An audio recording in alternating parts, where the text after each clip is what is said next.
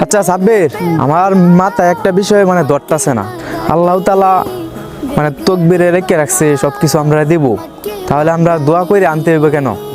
এটা তো আমারও মাথায় ধরতেছ না। আচ্ছা আগায় একজনের কাছে জানতে দিই গেলেন আচ্ছা চল দিই নাকি?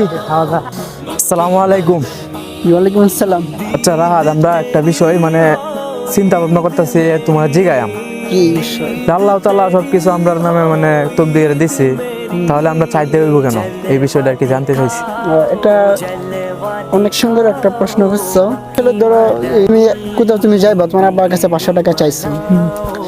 এখন তোমার আব্বা কিন্তু টাকাটা তোমাকে দিবে, আর সেই টাকাটা তোমার আম্মার কাছে রেখে গেছে। অবশ্যই। আর যাওয়ার সময় বলে গেছে যে সোহেল যদি এই 500 টাকা তোমার কাছে চায় তাহলে তুমি তাকে দিয়ে দিও। ঠিক তেমনি আল্লাহ তাআলা আমাদের তাকদিরে অনেক কিছু লিখে রাখছে। যখন তুমি দোয়ার মাধ্যমে আল্লাহ তাআলার কাছে চাইবা, তখনই আল্লাহ তাআলা তোমাদেরকে সেটা দান করবেন। তাহলে কি এটা আমরা নামাজ পড়তে হইব ঠিক মতো?